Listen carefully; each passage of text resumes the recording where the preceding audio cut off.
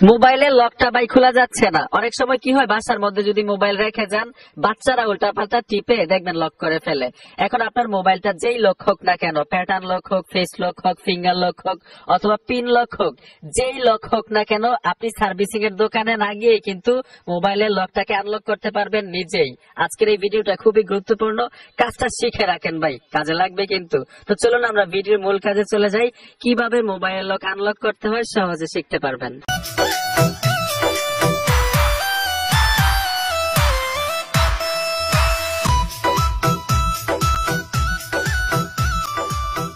নামাজ বাদ দিও না বন্ধু, এবারের চেয়ে ওপারের জীবন বেশি সুন্দর। তো আমি ভিডিওর মূল কাজে চলে আসলাম। এই মোবাইলের লকটা খোলা যাচ্ছে না, ঠিক আছে? এই যে দেখুন, কোনো ভাবেই খুলতে পারতেছি না। খুব সহজে দেখাবো মোবাইলের লক ভুলে গেলে কিভাবে আনলক করতে হয়, ঠিক আছে? তো প্রথম অবস্থায় কি করতে হবে, ফোনটাকে অফ করতে হবে। যে দেখুন, আমি পাওয়ার বাটনে চাপ দিয়ে ধরে রাখলাম, এই মোবাইলটাকে এখান থেকে অফ করতে হবে। মোবাইলটা সম্পূর্ণভাবে অফ হওয়ার সাথে সাথে এখানে দেখুন পাওয়ার বাটন এবং ভলিউমের প্লাস বাটন, নিচে হোম বাটন, তিনটা বাটন একসাথে চাপ দিয়ে ধরে রাখতে হবে।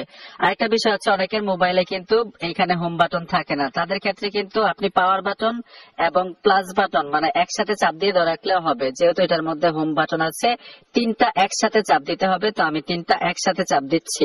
তিনটা বাটন একসাথে চাপ দিয়ে ধরে রাখার সাথে সাথে ঠিক এরকম একটা ইন্টারফেসে নিয়ে আসবে। এখান থেকে আপনারা পাওয়ার বাটনটা ছেড়ে দিবেন। এই যে দেখুন, আমি আমার হাত থেকে পাওয়ার বাটন ছেড়ে দিচ্ছি, শুধু এখানে হোম বাটন এবং এখানে প্লাস বাটন চাপ দিয়ে ধরে রাখছি। কিছুক্ষণ আপনি এরকম ভাবে চাপ দিয়ে ধরে রাখতে হবে। কিছুক্ষণ ঠিক এরকম ভাবে চাপ দিয়ে ধরে রাখার সাথে সাথে এরকম একটা ইন্টারফেসে নিয়ে আসবে। এইখানে দেখুন প্লাস বাটন এবং মাইনাস বাটন। আমি মাইনাস বাটনে টাচ করে নিচে নিয়ে আসবো অপশনগুলো। নিচে লেখা আছে রিসেট করার জন্য ফোনটা, এই যে দেখুন রিসেট, এই যে দেখুন রিস্টোর এন্ড রিসেট। তো ফোনটাকে আমরা রিসেট করব। রিসেট করার জন্য রিসেট অপশনে নিয়ে আসছি। এখন পাওয়ার বাটনে টাচ করে যে দেখুন আমি রিসেট করে দিচ্ছি। আবার পুনরায় নিচে নিয়ে আসতে হবে, মানে ইএস এ নিয়ে আসবো। দেখুন আমি ইয়েস করে দিলাম।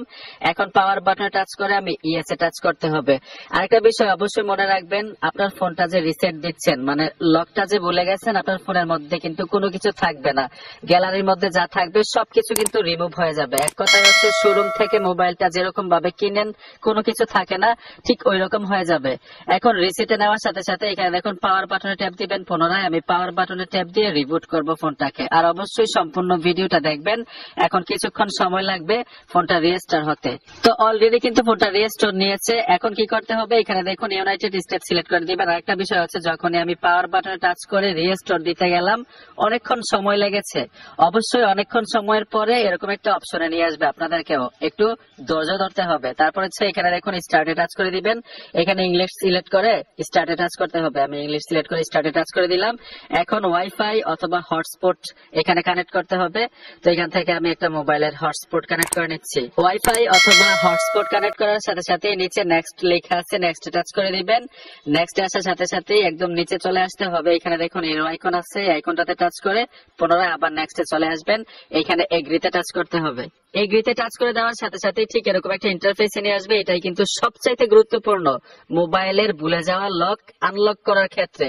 যেমন এই মোবাইলটার মধ্যে যে জিমেইল ছিল আগে থেকে, মানে গুগল অ্যাকাউন্ট ছিল, ওই গুগল অ্যাকাউন্টের ইমেল এবং পাসওয়ার্ড এখানে দিতে হবে। যদি আমি এখানে ওই গুগল অ্যাকাউন্টের ইমেল এবং পাসওয়ার্ড না দিতে পারি, তাহলে কিন্তু এফআরপি লক হয়ে যাবে। এফআরপি লক বাইপাস করতে হবে। তো এই মোবাইলটার মধ্যে যে গুগল অ্যাকাউন্ট ছিল, ওই গুগল অ্যাকাউন্ট যার ফোন ওনার মনে আছে, এখানে গুগল অ্যাকাউন্টের ইমেল এবং পাসওয়ার্ড দিয়ে দিচ্ছি। এইখানে দেখুন এই মোবাইলটার মধ্যে যে গুগল অ্যাকাউন্ট ব্যবহার করা হয়েছে, ওই গুগল অ্যাকাউন্টের ইমেল দিয়ে দিয়েছি। তারপর হচ্ছে এখানে নেক্সট টাচ করে দিবেন। ট্যাপ দেওয়ার সাথে সাথে এই গুগল অ্যাকাউন্টের পাসওয়ার্ড চাইবে। এখানে পাসওয়ার্ড দিতে হবে, সঠিক পাসওয়ার্ড। তো আমি এখানে পাসওয়ার্ড দিয়ে দিয়েছি। তারপরে এখান থেকে নেক্সটে চলে আসবো। নেক্সটে আসার সাথে সাথে কিন্তু নতুন একটা ইন্টারফেসে নিয়ে আসবে। আর অবশ্যই অপেক্ষা করবেন। এখানে দেখুন ইয়েস এ টাচ করতে হবে। ইয়েস এ টাচ করে দেওয়ার সাথে সাথে অনেকগুলো অপশন চলে আসবে। এখানে নেক্সটে চলে আসবেন। নেক্সটে আসার পরে ঠিক এরকম একটা ইন্টারফেসে নিয়ে আসবে। এখান থেকে পুনরায় আবার নেক্সটে চলে আসবেন। এখান থেকে ডেট এবং টাইম ঠিক করতে পারেন। তারপর হচ্ছে এখানে দেখুন নট নাও টাচ করতে হবে। নট নাও টাচ করে দেওয়ার সাথে সাথে এরকম একটা ইন্টারফেসে নিয়ে আসবে। এখান থেকে আপনি চাইলে আপনার ফোনটাকে আবার লক করতে পারেন। তো যেহেতু লক করবো না, যে দেখুন টিক মার্কটা তুলে দিলাম। তারপর এখান থেকে আমরা স্কিপ করে দিব। পুনরায় এখান থেকে স্কিপে টাচ করে দিবেন। নেক্সটে টাচ করে দেওয়ার সাথে সাথে আপনার ফোনের মডেলটা চলে আসবে। দেখুন গ্যালাক্সি গ্র্যান্ড প্রাইম প্লাস, এই অপশনটাতে ট্যাপ দিতে হবে। এখন এখান থেকে নিচে চলে আসবেন। আপনি চাইলে কিন্তু স্যামসাং অ্যাকাউন্ট করতে পারেন। আমরা স্যামসাং অ্যাকাউন্ট পরে করব, স্কিপ করে দিলাম। স্কিপ করে দেওয়ার সাথে সাথেই এখান থেকে নিচে চলে আসবেন, পুনরায় ফিনিশ লেখা আছে, আমরা ফিনিশে টাচ করে দিব।